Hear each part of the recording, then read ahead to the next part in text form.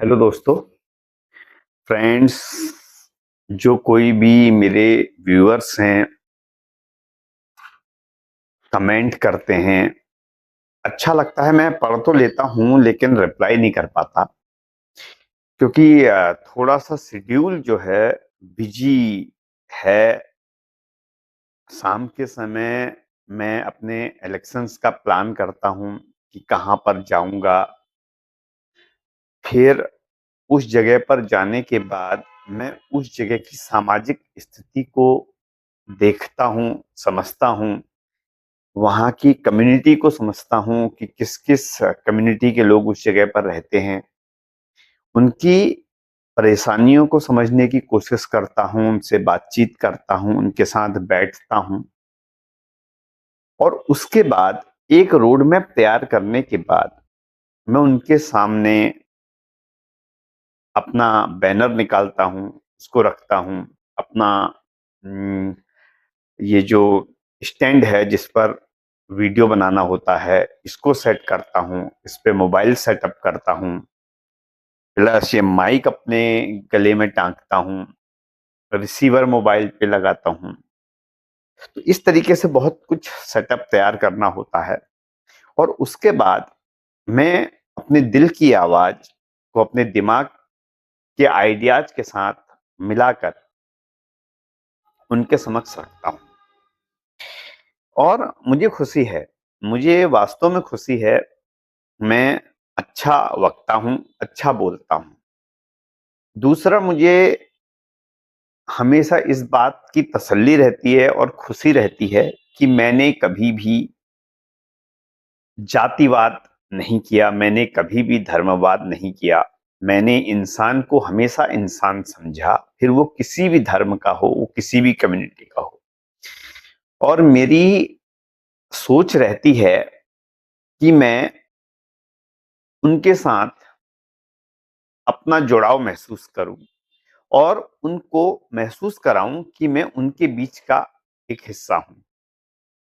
लोग अप्रिशिएट करते हैं, मुझे सुनते हैं, किसी भी उम्र या वर्ग के हों, जो समझदार हैं, स्पेशली जो 18-20 साल या उससे ऊपर के लोग हैं, वो मेरे व्यूअर हैं। मोबाइल पे भी सोशल मीडिया के व्यूअर्स भी वही हैं और जहां पर मैं अपनी बात को कहता हूं आम पब्लिक में, समाज में, वहां पर भी उसी एज ग्रुप के लोग मेरे व्यूअर हैं। उनकी परेशानियों को समझते हुए मैं उनके साथ कोरिलेट करता हूं, कम्युनिकेट करता हूं और अपनी बात को सीधे और साफ शब्दों में समझाने की कोशिश करता हूं। 2 दिन हो गए, आज 19 तारीख है और कल 18 तारीख थी। 2 दिन से टाइम नहीं मिला, अपने वर्क शेड्यूल की वजह से कहीं किसी ग्रुप में या किसी विलेज में नहीं जा पाया।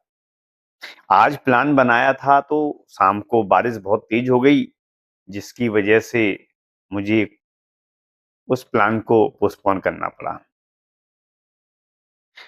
लेकिन 2 दिन पहले मैं एक दलित बस्ती में गया था, सितारगंज की, और मैंने उनकी स्थिति को देखा। वहां पर वाल्मीकि समाज के लोग रहते हैं, उनसे बात की तो मैंने वहां पर नवयुवाओं से भी बात की जिनकी उम्र लगभग 22 साल 23 साल रही होगी। और उस बातचीत के दौरान जो बातें मुझे पता चली, मैं आपके साथ उस बात को शेयर करता हूं। मैंने उनसे क्वेश्चन किया कि यहाँ पर पढ़ाई लिखाई का स्तर, एजुकेशन का स्तर क्या है। तो मुझे वहीं के नवयुवाओं ने बताया, जिनकी उम्र 20 साल 22 साल थी, कि ज्यादा से ज्यादा 8 पढ़े हुए और उससे ज्यादा 10 पढ़े हुए, बस। मतलब उस दलित बस्ती में 98% जो आज के बच्चे हैं, आज के किड्स हैं, उनकी लास्ट एजुकेशन 8th या 10th से ऊपर नहीं है। तो फिर मैंने जानना चाहा उनसे कि ऐसा क्यों, आप आगे क्यों नहीं पढ़ते। तो उसके बारे में जवाब मिला सबसे पहले उनकी इकोनॉमिकल कंडीशन, क्योंकि उनके घर में एक आदमी, उनका पिता कमाने वाला है जो एक स्वीपर है, और वो स्वीपर भी नगर पालिका के अंतर्गत परमानेंट जॉब में नहीं है। वो ठेके के अंतर्गत काम करता है, जिसको 8 या 9 हजार रुपए महीना मिलता है। 8 या 9 हजार रुपए महीने में पलने वाले लोगों की जो संख्या है, वो मिनिमम 4 से 5 लोग उस परिवार का हिस्सा हैं। उस आदमी की वाइफ लोगों की दुकान पे जाकर काम करती है, या किसी स्कूल में जाकर काम करती है, या किसी हॉस्पिटल में जाकर काम करती है। तो ये मान के चलिए कि 5-7 हजार रुपए महीने के वो कमा लेती है। तो टोटल अगर आप इनकम लगाएंगे तो 8-5-13 या 8-6-14 हजार रुपए या 15 हजार रुपए आप उसकी इनकम मान लीजिए। 15 हजार रुपए में मिनिमम एक छोटे से छोटा भी अगर हम परिवार देखें तो 5 लोगों की फैमिली तो होती है। अब 15 हजार रुपए में 5 लोगों के परिवार को पालना, उनकी एजुकेशन को देखना, हॉस्पिटल्स को देखना, घर का खर्चा देखना, इन सब चीजों को अगर हम देखें तो उनके पास वास्तव में अपॉर्चुनिटीज नहीं है। और ये बात सुनकर मैं बड़ा दंग रह गया। अच्छा, एक सामाजिक क्वेश्चन मैंने उनसे पूछा कि क्या इसके काम के अलावा भी आप कोई दूसरा काम करते हैं? तो उन्होंने कहा नहीं। उसका रीजन है, हिंदू वर्ण व्यवस्था की चोट उन पर इतनी गहरी है कि कम से कम 300 साल या 400 सालों से उनको हिंदू वर्ण व्यवस्था के अंतर्गत पंचम दर्जे में रखा गया। मतलब सीधी भाषा में उनको अछूत माना गया। और इसमें वो लोग शामिल हैं जो चमड़ा निकालने का काम करते हैं, जिन्हें हम सिंपली चमार कह देते हैं। और दूसरा, जो हमारा स्वीपर क्लास है, जिसका काम साफ सफाई करना, पुराने समय से गंदगी उठाना एक काम रहा है। तो इनको पंचम वर्ग में माना गया और इनको समाज में वो स्थान नहीं मिल पाया जिससे सामाजिक तौर पर ये आम लोगों के साथ घुल मिल सकें या आम लोगों के जैसा जीवन जी सकें। यही कारण है कि उनके पास दूसरा काम करने के लिए काम ही नहीं है।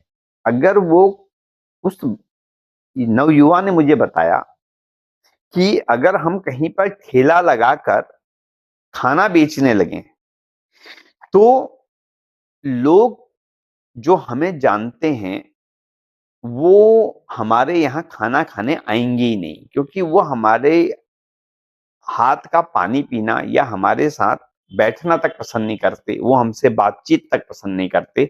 हम केवल और केवल गंदगी साफ करने वाली एक कम्युनिटी बनकर रह गए हैं। इसलिए ठेला लगाना या खाने से रिलेटेड काम हम नहीं कर पाते। दूसरा, अगर हम कहीं पर कोई दुकान खोलकर बैठना चाहें तो हमारे पास इकोनॉमी नहीं है कि हम कोई छोटी मोटी दुकान खोल भी लें। और अगर खोल भी लें तो हम अपने ही मोहल्ले में खोलेंगे तो हमारे समाज के लोग ही उससे वो दुकान चलेगी। लेकिन अगर हम बाहर उस दुकान को खोल दें तो अगल बगल का जो समाज है वो हमारे साथ भेदभाव करने लग जाता है। और उस युवा ने बताया कि इसी वजह से हमारी कम्युनिटी लास्ट में कहीं ना कहीं ले देकर साफ सफाई तक ही सीमित रह जाती है। हमारे पास दूसरे ऑप्शंस नहीं होते। पढ़ाई लिखाई नहीं है, अगर हम इंडस्ट्रीज में जाकर जॉब मांगे, और उसने एक अपने दोस्त का एग्जाम्पल मुझे दिया। बोले ये इंडस्ट्री में गया था जॉब मांगने के लिए, इसने इंटर किया हुआ है। तो वहां पर जब इसने अपना नाम बताया तो वाल्मीकि समाज का होने की वजह से उनके नाम के आधार पर उसको रिजेक्ट कर दिया गया। उससे कहा गया कि हम माफी चाहते हैं, हम आपको जॉब नहीं दे सकते। बोले उन्होंने स्पष्ट रूप से खुलकर नहीं कहा, लेकिन हमको ये जो छुआछूत का भाव है, जो पक्षपात का भाव है, ये समझ में आता है। इसलिए हमारे पास केवल और केवल झाड़ू लगाने के अलावा, लोगों की दुकानों में काम करने के अलावा, हॉस्पिटल्स में काम करने के अलावा, गंदगी को साफ करने के अलावा हमारे पास कोई भी चीज नहीं रह जाती। और मैं सच में बड़ा स्तब्ध हूं, बड़ा दंग रह गया इन सब चीजों को सुनकर कि क्यों नहीं इनकी सामाजिक स्थिति में सुधार के लिए कोशिश की गई। और वास्तव में मैं अभी भी सोचता हूं कि भीमराव अंबेडकर ने नारी सशक्तिकरण के लिए बहुत बड़ा काम किया। चाहे ब्राह्मण समाज की औरतें हों, चाहे क्षत्रिय समाज की औरतें हों, चाहे वैश्य समाज की औरतें हों या किसी भी समाज की औरतें हों, उन्होंने औरतों को पढ़ने का अधिकार दिया। और क्योंकि औरतों को पढ़ने का अधिकार किसी भी वर्ण व्यवस्था के अंतर्गत नहीं था, लेकिन भीमराव अंबेडकर के अथक प्रयासों से ऐसा कानून बने कि हर जाति और समाज की औरतों को पढ़ने का अधिकार मिला और वो आगे बढ़ी। लेकिन अभी भी दलित समाज की जो बच्चियां, जो बालिकाएं हैं, उनको वो अधिकार पूर्ण रूप से पक्षपात की वजह से नहीं मिल पाया।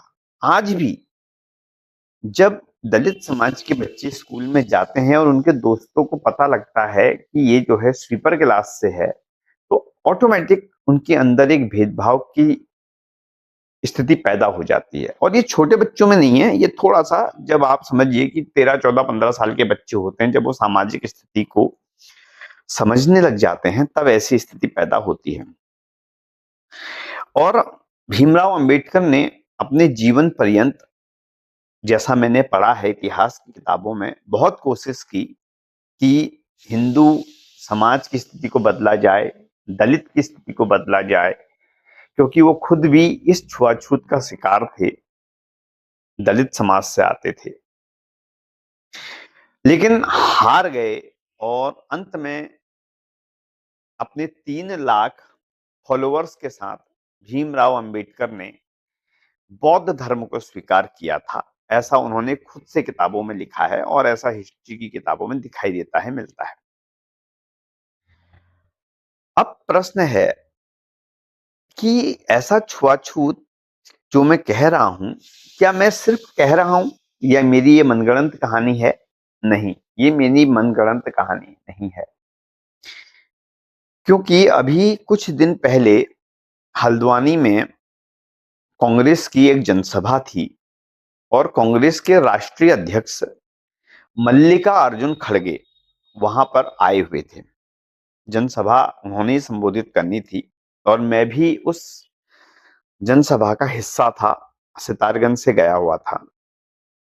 तो अगले दिन जब मैं देखता हूं उनके जाने के बाद, वहां पर तथाकथित अपर समाज के लोगों ने, जो खास तौर पर बीजेपी से जुड़े हुए थे, उन्होंने उस रामलीला मंच का शुद्धिकरण किया, वहां पर हवन यज्ञ किया, गंगा जल से उस मंच में छींटे मारकर उसको पवित्र घोषित करने की कोशिश की। और इस बात से साफ साफ पता चलता है कि मल्लिका अर्जुन खड़गे, जिनकी उम्र कम से कम 80 साल के आसपास होगी, जो कई बार के सांसद रहे हैं, एमएलए रहे हैं और आज कांग्रेस जैसी सबसे बड़ी, सबसे पुरानी पार्टी के नेशनल प्रेसिडेंट हैं, जब उनके साथ इस स्टेज पर बैठने के बाद भी